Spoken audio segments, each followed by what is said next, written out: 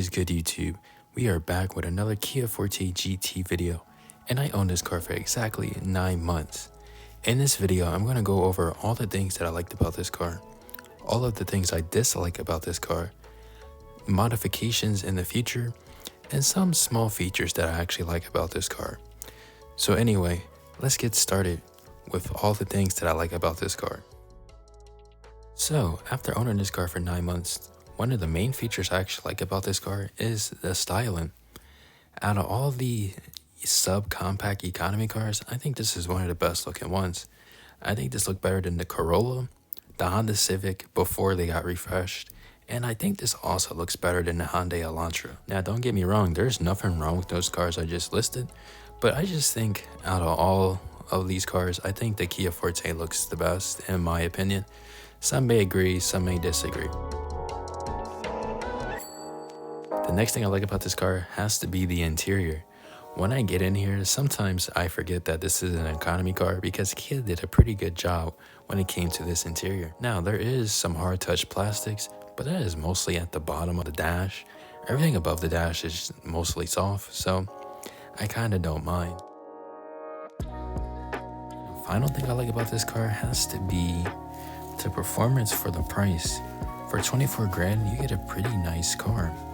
It's also pretty fast, and it's pretty light, and there's room for modifications if you want to do anything. Now my car is bone stock, so I don't have any performance mods, so I could make this faster, but I'm happy where it's at right now. But I feel like for 24 grand, you get a pretty nice car. Around this price range, you mostly can get like a Toyota Corolla like hybrid around this price range, maybe like a medium spec Honda Civic.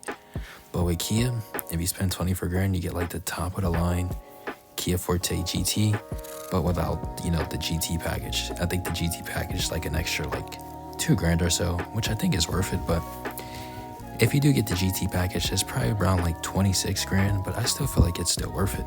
Now, with all that out of the way, let's move on to all the dislikes I have with this car for the past 9 months.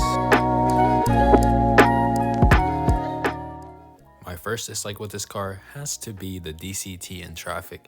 Sometimes this thing just feels a little sluggish, and sometimes it feels like I'm like on the gas, but I'm not really, moving. But that's just how the DCT is. It's just sluggish to switch to the gears in traffic sometimes.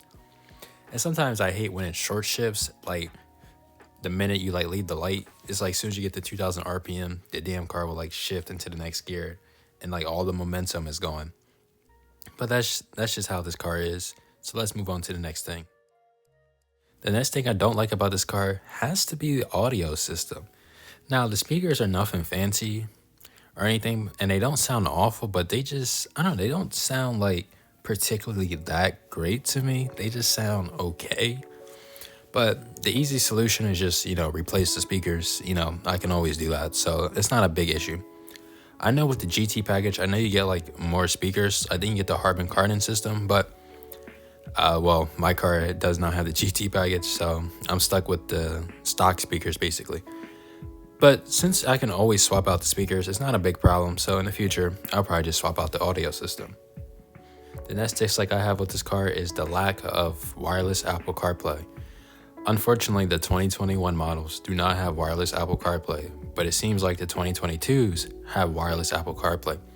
Same thing with remote start. The 2021s don't have remote start, but the 2022s have remote start.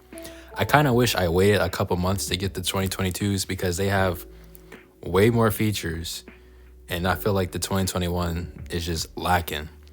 I'm still trying to figure out what is the huge difference between the 2020 and the 2021 version of this car. I feel like there's no differences. If you own a 2020 Kia Forte GT, let me know what kind of features does that car even have, because I feel like the 2021s, I feel like there's really no upgrade. Final dislike with this car, it's not really the car's fault. It's mostly my fault. But anyway, I'm always paranoid with this car. If I go parking on the street corner, I'm always paranoid that I'm gonna come back, someone's gonna side swipe my mirror, or if I park in a parking lot, someone's gonna just fucking hit my car with their door and I have a door ding. Like, I'm just very paranoid with this car. I guess that's just how I am with new cars. I'm just always paranoid some crap is gonna happen. That's one thing why I miss driving a beater car, because I don't give a damn about it. If someone swipes sights the mirror, someone hits it with a door. Like, I really don't care. But with this car, it's different. I'm trying to keep it as new as possible. But you already know that's not gonna work out. But I'm just always paranoid with this car. And also, I hate making car payments. It's like I kind of want to get rid of this car because I just hate making car payments. But I don't know, around here it's hard to find a good car for around $5,000. So I'm kind of stuck with this thing until I decide what I'm going to do about that. And that is all for my dislikes. Now, I do have more dislikes, but at that point I'm just nitpicking, so I don't want to go into full detail.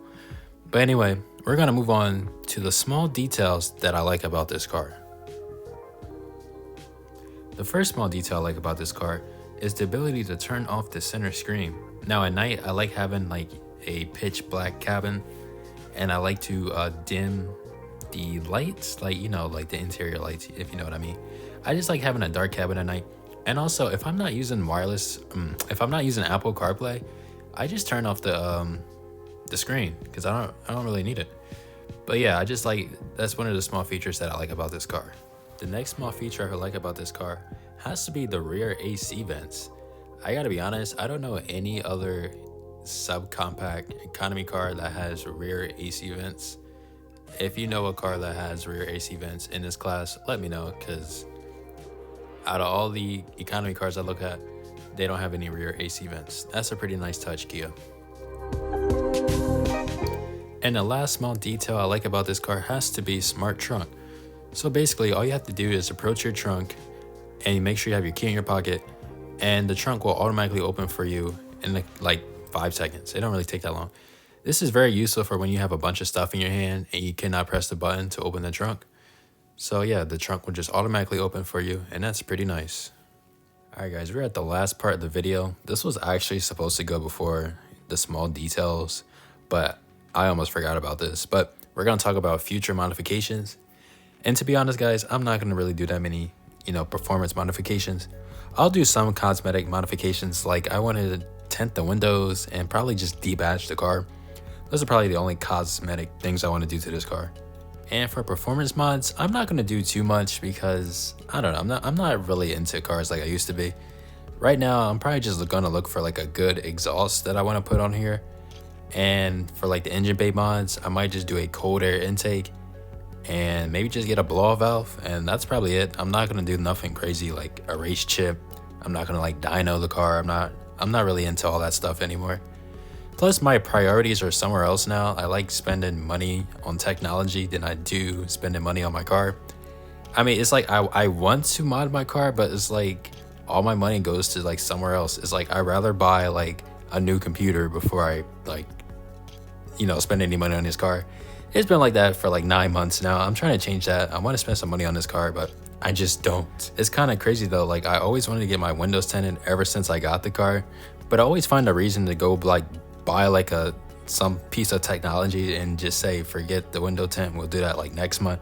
So I just been pushing off my window tint for 9 months. Like, I don't know when I'm actually going to spend money on this car. Maybe in the 1 year review, I'll finally have some like maybe cosmetic mods and some performance mods, but I'm not sure. I usually just spend money somewhere else, but hopefully I can change that in the next 3 months when I make another video.